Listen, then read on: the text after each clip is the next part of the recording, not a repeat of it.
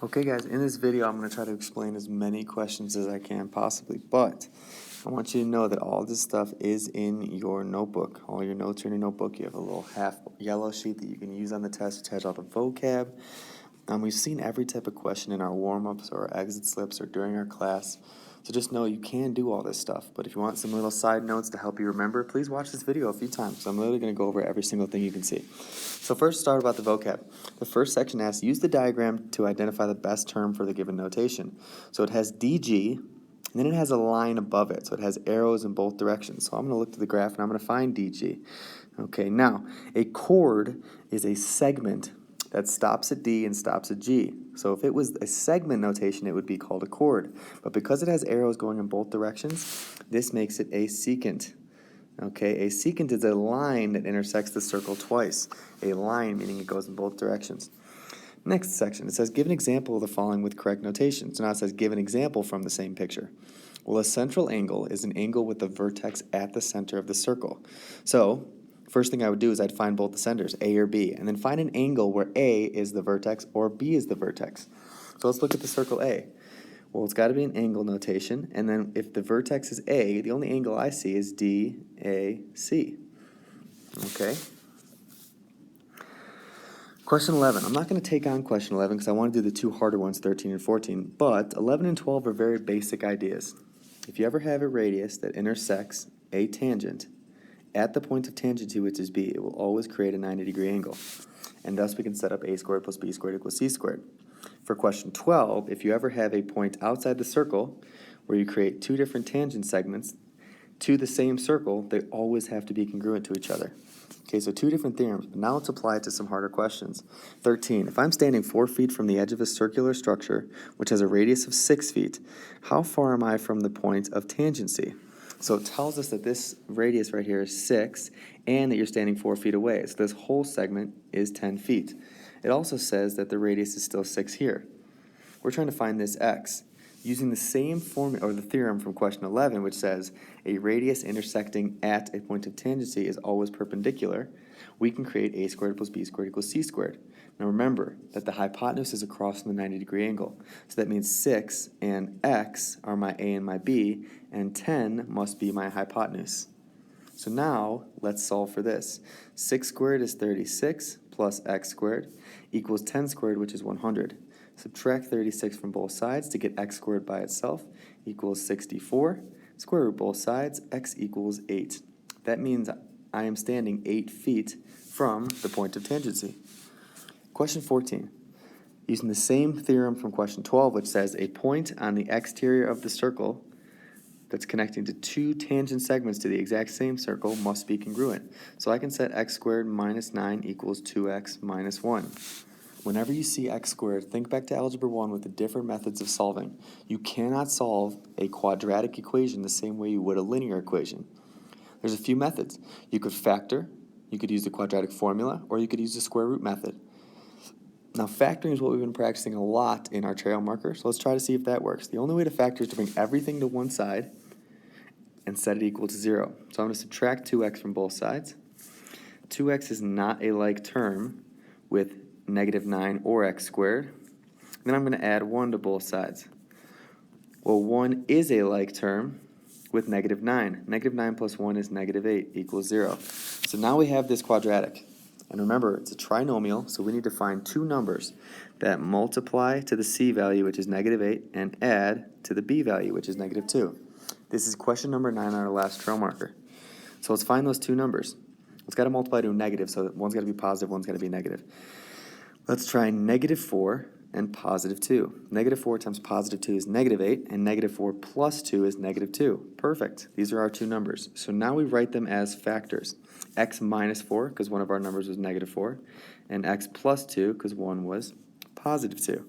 Now we set both of our factors equal to 0, and we solve. Add 4, so I get x equals positive 4, and I subtract 2, so x equals negative 2. Well, let's take a look.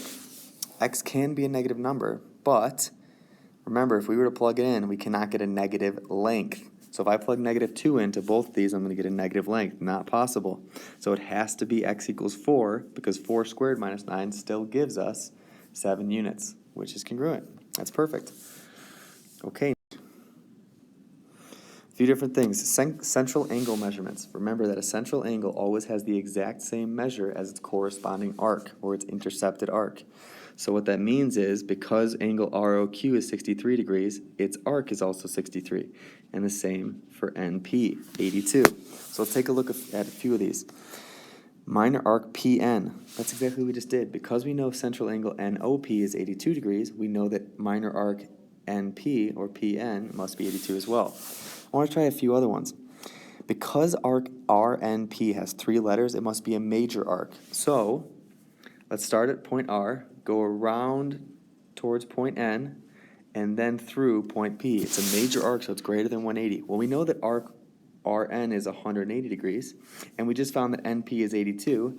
So take 180 plus 82, and that will give us our major arc, which is 262 degrees.